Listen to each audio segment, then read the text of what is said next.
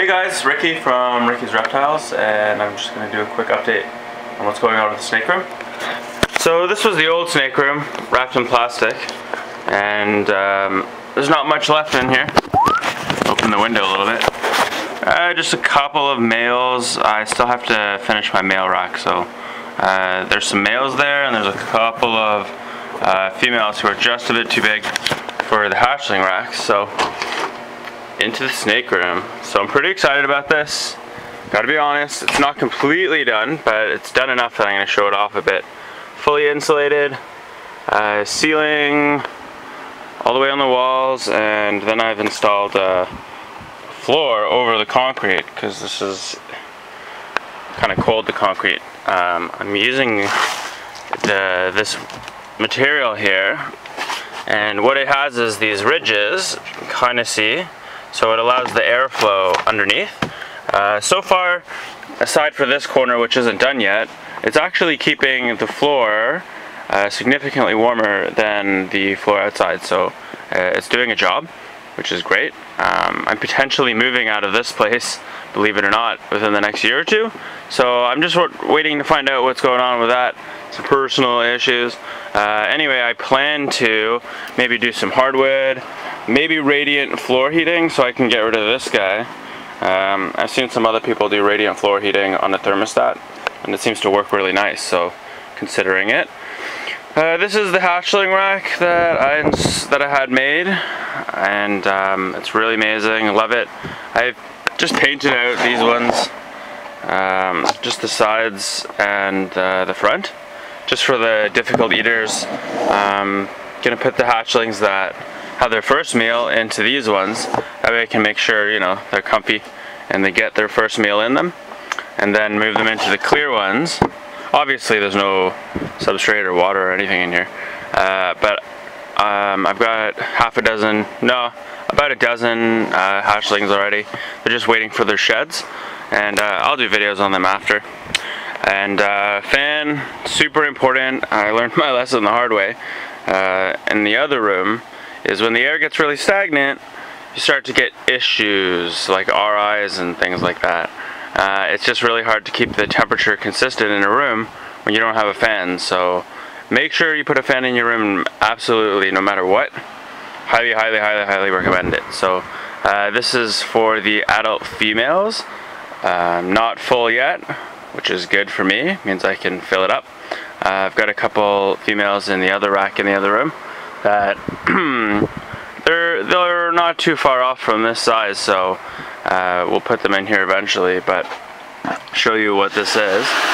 So these bins here are, honestly, I think they're 41 quarts, but I'm not really sure because I don't really speak in quarts, so I'm going to speak dimensions here. They're about 36 inches deep, 17 inches wide, and about 5.5 to 6 inches high.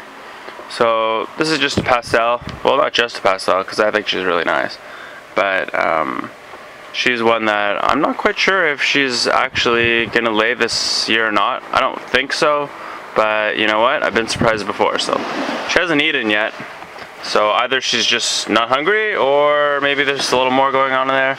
Who really knows? Sometimes they just surprise you. So got a whole bunch of normals in here right now. Bumblebee, who actually has a couple of eggs in her.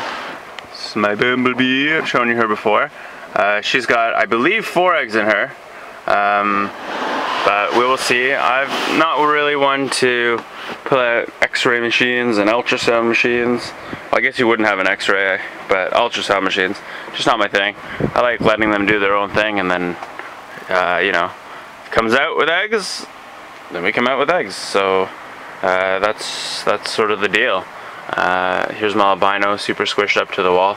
It's morning, so they're cooling off now. She's been on the hot side all night long. Actually, I find a lot of them squish onto the cold side in the morning, which is kind of funny. Here's another normal squished on the side, another normal squished on the side. You can see it's not crazy hot in here. Right now it's 83 degrees, 61% humidity. And so it's not really hot, but for some reason, I find in the mornings especially, they like snuggling up to the cold side. I got the hot side, Herbstat 2, big fan of Spider Robotics. I'm sure you know that if you ever talk to me, they're pretty much all I recommend. 95 degrees, which gives me about 92-ish. 90, anywhere between 90 and 92. Usually closer to 90 on the hotspot. So yeah, that's the room. Everything's been fully insulated. Plastic wrap, tuck tape on all the corners. It's really keeping the heat in here much nicer than the other room. Kind of obvious, I suppose. The other room didn't have any insulation, so big improvement. And this is it so far. I'm probably going to put the other rack over here for the older but not adult females and the males. And those tubs are roughly 15 inches deep, 5 inches high, and about 10 or so inches wide. I actually don't have them yet, so I've only looked at them in the store. So when I get those and I get that installed, I'll do another video and I'll show you it. And obviously I'll be doing lots of videos in here because, as you can see, this will hold lots of hatchlings, and I have eggs pretty much to fill them all. So so far I got 12, and if you've looked at our Facebook, I'm sure you've seen butter bees and spinners, butter spinners, butter pinstripes, normals, butters. So it's been a really nice mix right off the bat. And I hope you like the room, and we'll chit chat soon. All right, later.